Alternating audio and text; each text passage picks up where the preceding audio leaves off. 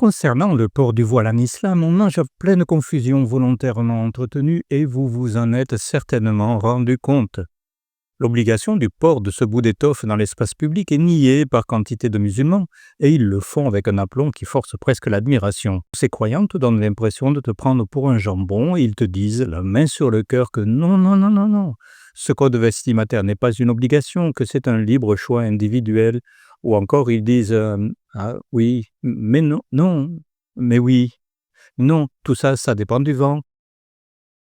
Que ce soit des musulmans ignorants, érudits ou qui pratiquent sans complexe la taqiya, ils renvoient le port du voile à une décision personnelle prise par les seules femmes dans un grand élan de spiritualité.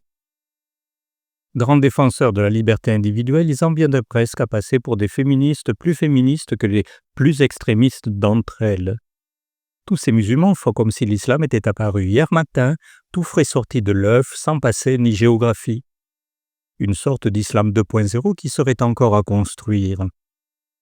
Or, comme les non-musulmans sont tous sauf des jambons, ils voient bien que dans la cinquantaine de pays abusivement appelés musulmans, ainsi que dans la longue histoire de la civilisation islamique, le port du voile dans l'espace public est bel et bien une obligation rituelle, et non pas seulement spirituelle, et qu'elle est suivie par plus de 90% des femmes.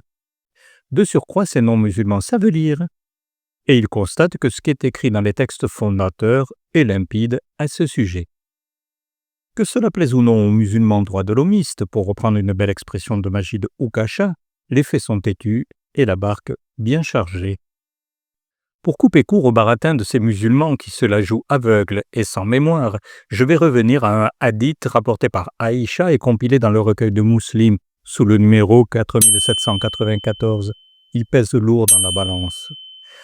C'est un hadith très connu par les érudits de l'islam et qui a pour titre « La calomnie au sujet de Aïcha ». Un hadith assez long parce que l'histoire qu'il raconte court sur plusieurs semaines. À sa lecture, on comprend facilement que la pauvre Aïcha, toute jeune femme au moment des faits, a senti le vent du boulet passer tout proche de sa tête suite à des calomnies, des rumeurs qui ont circulé à Médine. Je vous la fais très court. Elle fut accusée d'adultère par un groupe de Médinois. Elle avait donc la tête sur le billot, la pauvre. Je n'entrerai pas dans les détails de ce hadith qui montre que la première communauté des musulmans formée par les compagnons du prophète n'était pas dépourvue de mauvais esprits. Le ton de cet écrit ne vole pas plus haut que certains épisodes de télé-réalité moderne où les langues de vipères se régalent en inventant des coups tordus. Moi, ce qui m'intéresse, c'est le début de ce hadith où Aïcha fait clairement référence par 2 fois à la prescription faite par Mahomet de voiler les musulmanes de Médine, suivant ainsi la descente d'un verset du Coran.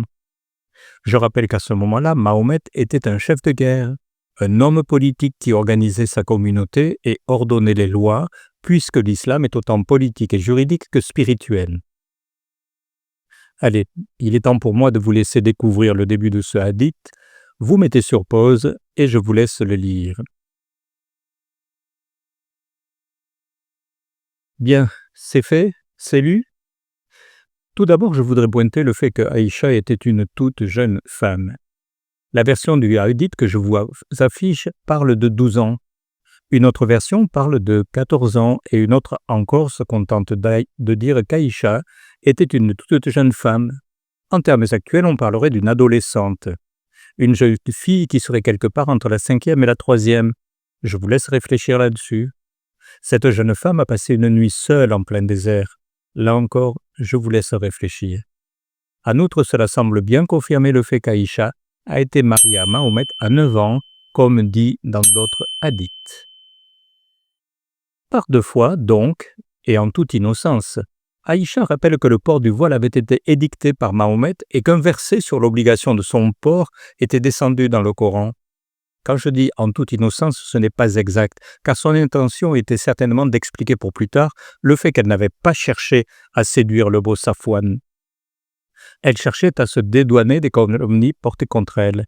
Moi, ce qui m'intéresse 14 siècles plus tard, c'est de voir que ce fichu bout de vêtement fut bien une obligation édictée à un moment très précis de l'aventure islamique, en son tout début.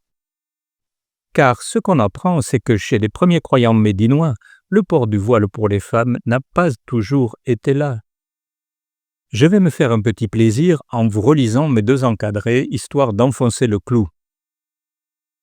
Je partis donc avec l'envoyé d'Allah, et vous remarquerez comment Mahomet choisit ses compagnes. C'est dans le registre « Am, stram, gram, piqué, piqué, collégramme, c'est toi qui m'accompagneras ». Donc elle dit c'était postérieurement à la révélation du verset relatif à la prescription du voile. Et j'étais toujours dans mon palanquin, même lorsqu'on descendait, on le descendait du dos du chameau. Voilà, tout est dit. Deuxième encadré, percevant la silhouette d'une personne endormie, Safouane s'approcha de moi et me reconnut quand il me vit, car il m'avait vu avant que le port du voile n'eût été ordonné par le Coran. Donc, à Médine, il y a eu un avant l'obligation du port du voile et un après. CQFD. Et il dit, nous sommes à Allah et nous retournerons à lui. Sa voix m'éveilla et je me levai, cachant mon visage avec mon voile. Troisième allusion au voile qui montre qu'à l'époque, ça ne rigolait pas. Conclusion. J'aimerais bien ne pas être pris pour une pastèque et que mes concitoyens de confession musulmane assument pleinement leur religion sous toutes ses facettes, ne serait-ce que pour lui permettre d'évoluer. Comme beaucoup d'autres concitoyens français, le discours qu'ils portent sur le port du voile fait d'entre-deux, de flou et de confusion, ressemble à de l'enfumage. Et il passe pour du mépris, un vrai manque de respect pour les Français comme moi qui portent d'autres convictions que les leurs. Une parole de vérité serait bienvenue par souci de fraternité et d'égalité. À bon entendeur, je vous souhaite une bonne journée ou une bonne nuit. Tout cela, c'est selon.